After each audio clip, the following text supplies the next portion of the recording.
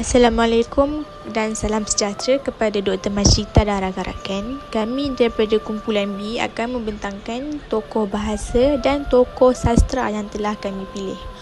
Tokoh bahasa yang telah kami pilih ialah Nik Safiah Karim dan juga tokoh sastera yang telah kami pilih ialah Hamzah Fansuri. Okey.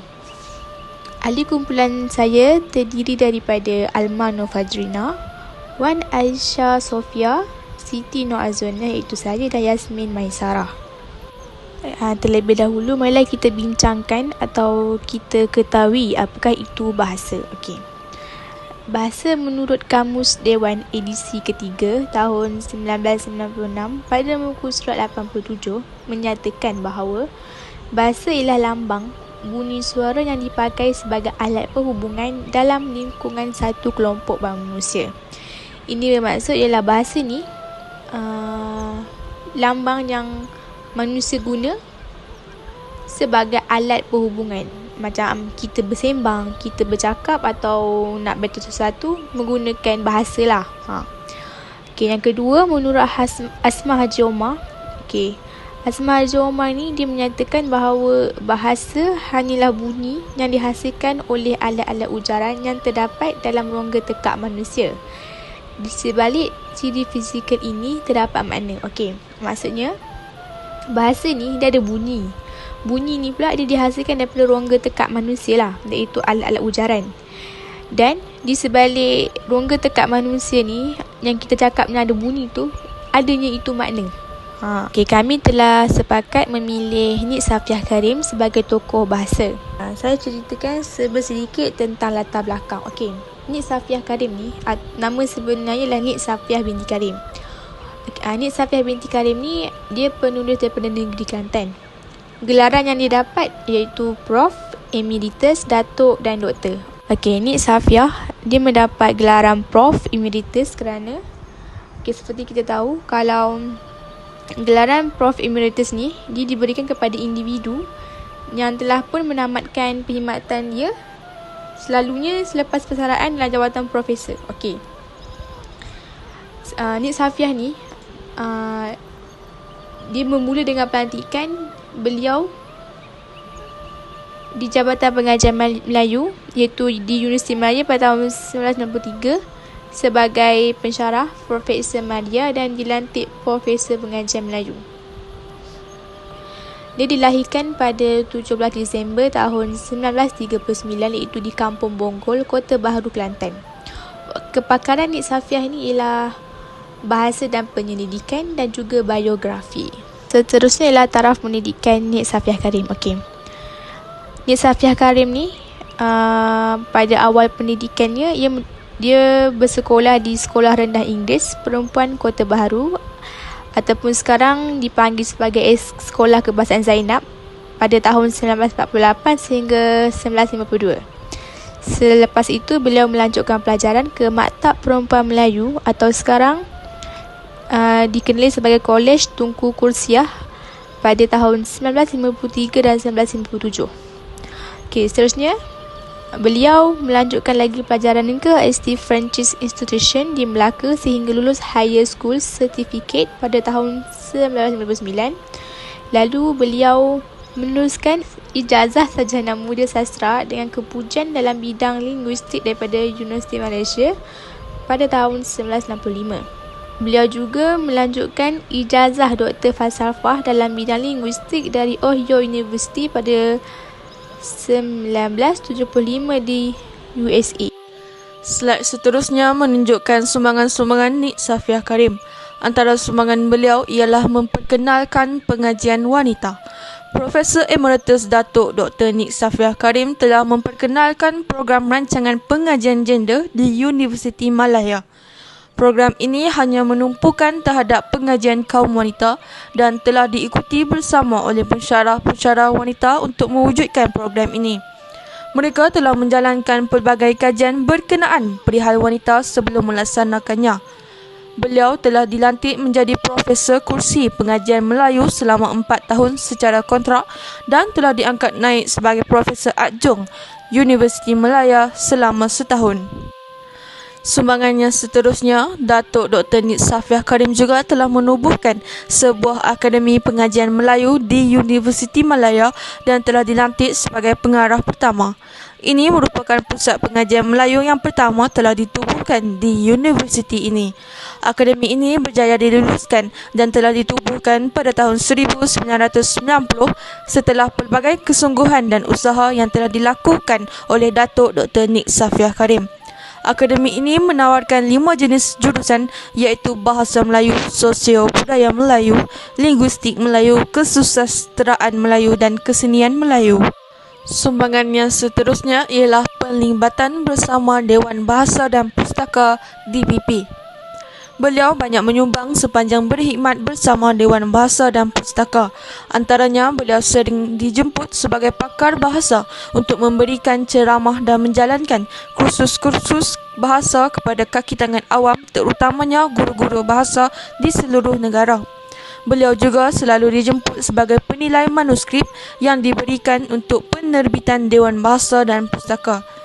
Datuk Dr. Nik Safiah Karim juga merupakan seorang pakar perunding dalam penghasilan kamus dan buku-buku bahasa. Sepanjang penglibatan, beliau telah menyumbang pelbagai penulisan dan projek-projek bahasa seperti buku Tata Bahasa Dewan. Beliau juga telah menjawat beberapa jawatan di Dewan Bahasa dan Pustaka. Antaranya ialah Ahli Jawatan Kuasa Istilah Linguistik, Presiden Persatuan Linguistik Malaya, Ahli Lembaga Pengelola Dewan Bahasa dan Pustaka dan yang terakhir sebagai Jawatan Kuasa Tetap Bahasa Melayu JKTBM. Seterusnya, beliau dilantik menjadi pakar rujuk Bahasa Melayu. Datuk Dr. Nik Safiah Karim telah dijemput untuk menjadi pakar rujuk Bahasa Melayu di negara-negara jiran yang terdekat seperti negara Brunei Darussalam dan negara Singapura.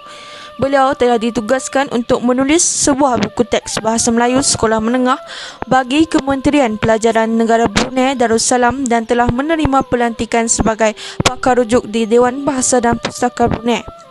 Beliau juga telah dijemput oleh Kementerian Pendidikan Negara Singapura untuk menjadi pakar bahasa dan sebagai pakar rujuk bagi penghasilan buku-buku teks di sekolah sekitar Singapura.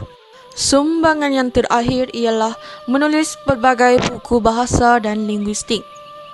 Beliau telah menghasilkan lebih 30 buah buku berbentuk ilmu bahasa dan linguistik serta 18 buah buku berkenaan isu wanita. Kebanyakan hasil penulisan beliau telah diterbitkan Dewan Bahasa dan Pustaka dan telah menjadi rujukan pada guru-guru bahasa, para pelajar universiti maupun pelajar sekolah menengah. Beliau telah menghasilkan belasan buah buku dan ratusan makalah mengenai bahasa dan linguistik.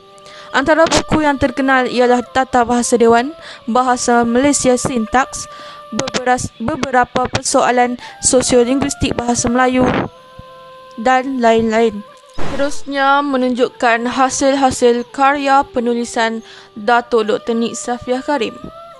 Antara karya-karya penulisannya ialah Bahasa Melayu Sintaks, beberapa persoalan sosiolinguistik bahasa Melayu, Bahasa Melayu, persoalan dan pergolakan, Sosiolinguistik bahasa Melayu dan pengajaran, Tata Bahasa Dewan, Malay Grammar for Academics and Professionals, Yang Indah Itu Bahasa, dan yang terakhir Liku-Liku Bahasa.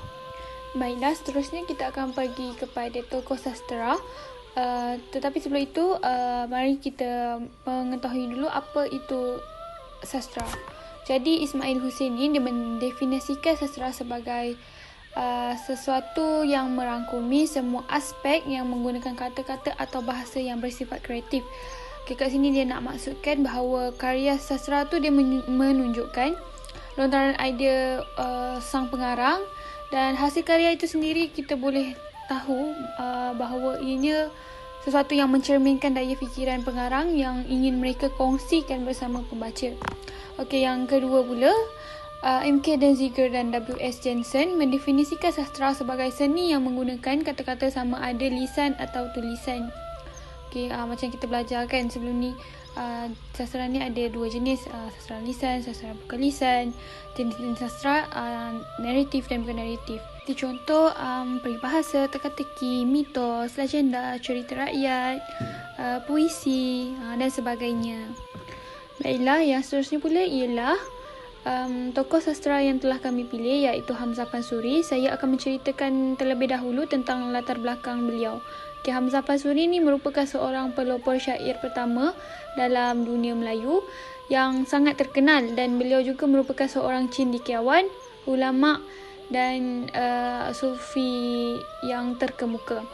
Riwayat hidup beliau dan asal-usul beliau juga sebenarnya tidak dapat dipastikan dengan sahih kerana terdapat beberapa perselisihan pendapat antara sarjana-sarjana, kerana ada sebahagian yang mengatakan bahawa Hamzah Fansuri ni berasal daripada Sumatera Utara. Ada juga yang berpendapat bahawa beliau berasal daripada Bandar Ayutthaya, iaitu di ibu kota kerajaan Siam zaman dahulu. Kenapa perkara ini terjadi? Disebabkan oleh nama Fansur tu sebenarnya berasal daripada perkataan Barus, iaitu nama sebuah daerah yang terletak di Sumatera Utara. Nama tu diambil dan melekatlah pada Hamzah Fansuri ni. Dan itulah yang banyak pendapat kata bahawa nama Hamzah Fansuri tu sebenarnya diambil daripada satu nama daerah di Sumatera Utara. Asal-usul nama Hamzah Fansuri itulah kan. Bagaimana pula dengan yang pendapat bahawa beliau berasal daripada Bandar Ayutthaya? Kerana terdapatnya satu syair yang menyatakan bahawa beliau berasal daripada tanah Shahrunawi, dan tanah Shahrunawi itu dipercayai berada di Thailand. Tentang zaman bila Hamzah Fansuri hidup dan waktu beliau meninggal pun masih lagi ada perselisihan pendapat antara sarjana-sarjana, kerana seorang sarjana yang bernama Drewes berpendapat bahawa Hamzah Fansuri ini hidup tidak lebih tahun 1590 Masihi, tapi pendapat beliau tu disanggahlah oleh Naqib Al-Atas, kerana Naqib Al-Atas ni dia mempersoalkan tentang kewujudan sebuah kitab, iaitu kitab Tuhfah yang muncul sekitar tahun 1607 Masihi bersamaan dengan abad ke-17 Masihi lah. Namun ada pendapat yang paling kukuh sebab dia bersertakan bukti tau. Jadi beliau ni bernama Gilot. Dia menunjukkan bukti berupa inskripsi batu nisan di Mekah, dan batu nisan tu tertulis nama Hamzah Fansuri dan bertarikh 11 April 1527 Masihi. Jadi pendapat ni paling kukuh, dan Hamzah Fansuri ni dikatakan hidup sekitar pertengahan abad ke-10 hingga ke-15 Masihi. Beliau juga dianggarkan telah menjadi seorang penulis pada waktu zaman Kesultanan Aceh yang diperintah oleh Sultan Alauddin Riayat Shah Said Al-Mukammal. Hamzah Fansuri juga merupakan murid kepada Syed Abdul Qadir Jailani dan juga guru kepada Samsuddin Al-Sumatrani. Jadi pada zaman itu agama Islam telah berkembang dengan pesat dan menjadi pusat pendidikan Islam di Nusantara. Seterusnya adalah tentang latar pendidikan Hamzah Fansuri. Hamzah Fansuri menerima ilmu pendidikan dari pelbagai tempat di Nusantara. Antaranya ialah Tanah Jawa, Tanah Melayu, India, Parsi serta beberapa negara Arab yang lain. Beliau kemudiannya mengembangkan ilmu pendidikan tersebut sebagai seorang pendidik yang mengajar agama di Aceh semasa zaman pemerintahan Sultan Alauddin Riayat Shah. Beliau juga dihormati dan disanjung tinggi kerana banyak menguasai ilmu agama terutama dalam bidang fiqah, tasawuf, mantik, sejarah dan falsafah. Ilmu tasawuf adalah antara ilmu Islam yang menjadi kekuatan Hamzah Fansuri, dan beliau mempelajari ilmu tersebut semasa beliau berkhidmat sebagai anggota tarekat Qadiriyah. Seterusnya pula karya-karya penulisan Hamzah Fansuri. Hamzah Fansuri ni dulu sangat terkenal dengan penulisan syair dan prosa. Jadi antara syair yang telah dihasilkan oleh beliau dah sebanyak 32 buah syair bahasa Melayu dan 3 berbentuk prosa. Prosa tersebut ialah Asrar Al-Arifin yang bermaksud rahsia ahli makrifat dan Al-Muntahi yang bermaksud orang yang mahir ataupun pakar. Karya-karya syair pula ialah antaranya syair Si Burung Pingai, syair Si Burung Pungguk dan syair Sidang Fakir serta syair dagang. Okey, syair yang paling terkenal ialah syair perahu yang digunakan oleh ibu bapa pada zaman dahulu untuk mendidik anak-anak agar mentaati ajaran agama Islam. Ya, dan syair perahu ni antara syair yang paling menjadi sebutan orang ramai. Terdapat beberapa sumbangan Hamzah Fansuri, antaranya ialah dari bidang keilmuan. Hamzah Fansuri banyak meneroka penulisan tentang catatan-catatan tasawuf yang bersifat ilmiah. Sebelum wujudnya karya-karya beliau, masyarakat Melayu menerima ilmu tentang agama, tasawuf dan sastra melalui kitab-kitab keagamaan dalam bahasa Arab dan bahasa Parsi. Dari segi bidang sastra pula, Hamzah Fansuri banyak mempelopori tentang catatan-catatan puisi teori dan mistik yang bercorakkan agama Islam. Beliau merupakan orang pertama yang memperkenalkan puisi dan syair yang mempunyai 4 baris setiap rangkap dengan setiap baris sajak diakhiri dengan huruf A. Dari segi bidang kebahasaan pula, Hamzah Fansuri telah mempelopori kitab ilmu pertamanya menggunakan bahasa Melayu.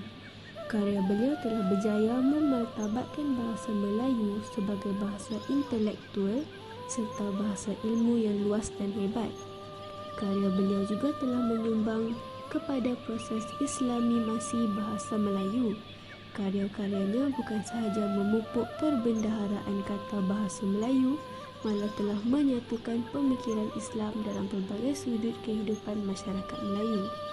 Sampai di sini sahaja pembentangan daripada kami. Sekian, terima kasih.